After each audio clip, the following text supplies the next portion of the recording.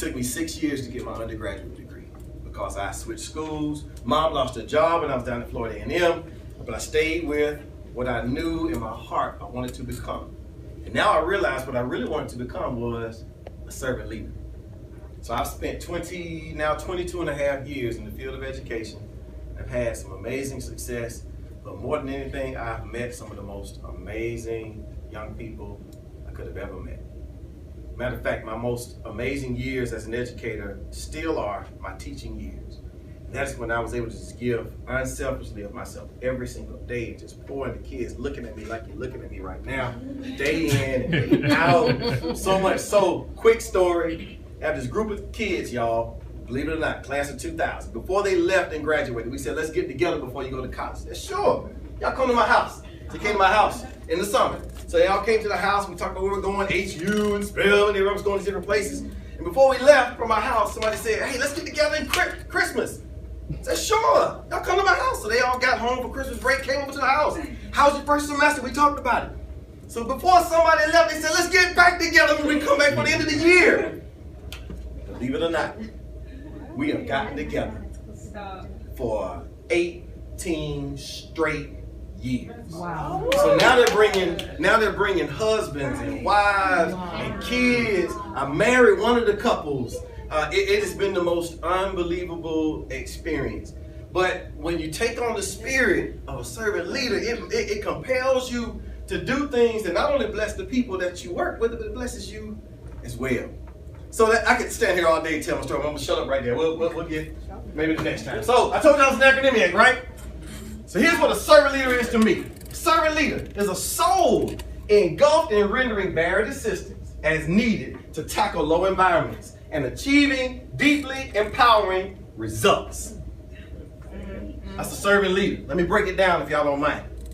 Most important part to me as a servant leader is the soul.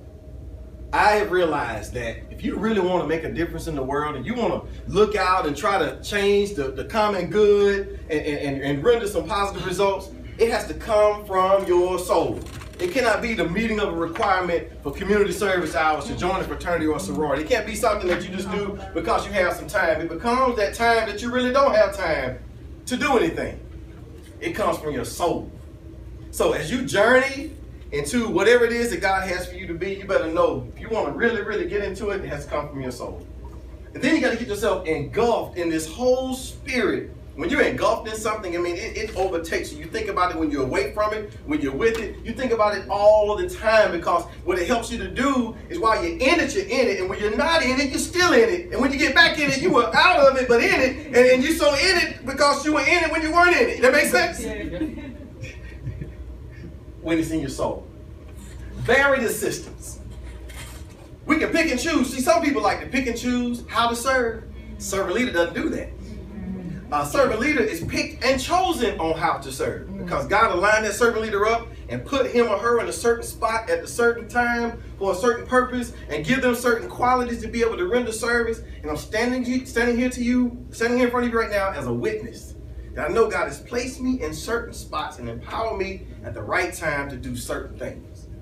So varied assistance. You don't look for what you want to do, but you look for how you can serve, which can be which can be all over the place. To tackle low environments. A servant leader, in my opinion, is always looking for the underdog. Always looking for the one who needs the most help. Always looking for an opportunity to really raise somebody up. Always looking for the person over in the corner or the group disenfranchised. That's what the servant leader does. A little bit more about me. I've spent my whole life in Title I, impoverished community schools, and that is by design. I said, take me there. I want to go to that. Give me that class. Put that dude in my class. I want this dude right here to mentor. Those are the people that I wanted to serve because I saw that as a low environment. And when I say low environment, I don't mean it disrespectfully, but it basically says you see somebody where they are not where they ought to be. And you see them as a low, but you know you can do what it takes to bring them up. That's what a servant leader does. Achieving deeply empowering results. And to me, this is possibly the most important part because servant leadership is all about serving who? Serving who? Say it. Serving others, and those others we call them people. There we go. Serving people. ultimately so that you will empower them deeply to go do the same thing, if not more, of what you're doing. So that's my acronym, servant leader, and that's what I've tried to live my life by for a very long time. So let's talk about some research on the topic. So I've learned, again, we talked about it being from the soul, but servant leadership, when it really gets inside of you, it becomes the blood in your veins. And when I say the blood in your veins, all I simply mean is it is what keeps you alive. Now, don't let the gray hair fool you.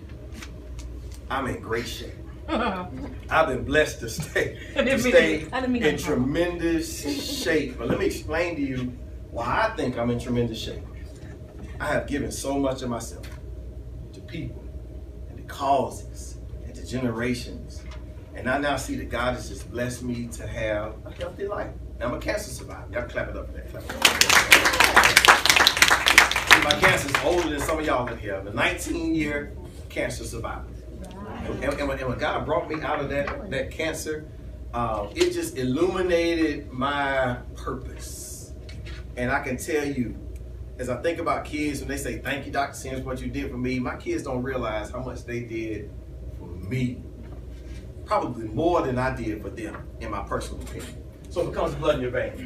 A servant leader looks for any way to help mankind. Now, this one is a challenge because you know what some people do? They do the same thing that Moses did when God rolled up on him and told him what he was supposed to do. Moses started giving excuses. Man, I can't speak. You want to get in front of the folks and I can't even speak? And God basically said, I'm going to give you what you need. I just need you to be there. So a servant leader doesn't make excuses about what they feel like they can or cannot do, because what you will find out about yourself, if you see something, you really want to do it, but you're not totally empowered, my personal opinion, get somewhere into it.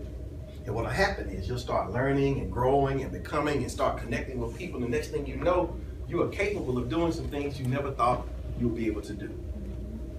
We're attracted to low environments. I talked about that. That is attractive to a servant leader. So I want you to be thinking about a lens. And I'll talk about the lens in a little bit more. I want to think about the lens that you walk around with as you strive to serve and to help. It ought to be one of those lenses that's looking for that low environment, an opportunity to bring somebody, some group, something up. And then finally, a servant leader keeps assurances in the side pocket. As you find yourself trying to deal with people who are downtrodden and down on their luck and depressed, who really need you, they're needing not just a resource, but they're needing somebody just to give them a pat on the back, to let them know to be okay. But then to follow that up, not with words, but with some service. So this is one of my mantras. I live by this thing right here. And I always tell all of my groups, when I was a principal, I'd always tell my assistant principals and my leadership team, keep assurances in your pocket. Which basically means anytime you were dealing with somebody, you better come back at some kind of way in that exchange with something that is assuring. Not everything that you say, but something you say ought to be assuring. So there's this conversational piece to servant leadership that we have to master as well. And y'all know some people out there who have really mastered it. We know this guy really mastered it, right? Mm-hmm. He mastered it. But guess what? That's not who I want to talk about. Not in this picture. I want to talk about this guy. James Owens. James Owens. Anybody know James Owens? Yeah, I know you know James Owens. So let me tell you how I met James Owens. Now you notice, here he is. He's rolling with the whole crew of Abernathy and everybody. He was right there, a younger gentleman. He died at the age of, I think 66, rest his soul, in 2008.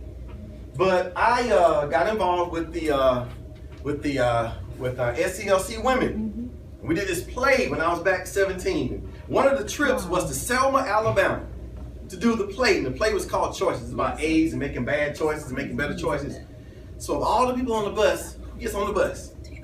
This big dude named James Owens. And I got to talk to him, and I said, hey man, how'd you get that medallion? Y'all know the medallion I'm talking about? The medallion? There's this medallion, I think it's King. And looking up at this, it's the most amazing medallion, but only certain people have that medallion. I said, dude, how'd you get that medallion? And he explained to me how he worked with King, was in the struggle. It was really mind-blowing, having I ever met Dr. Martin Luther King to talk with this man. Rewind. I'm at my school minding my own business, and we have this assembly during Black History Month. Who shows up? James Owens. Speaks at the school.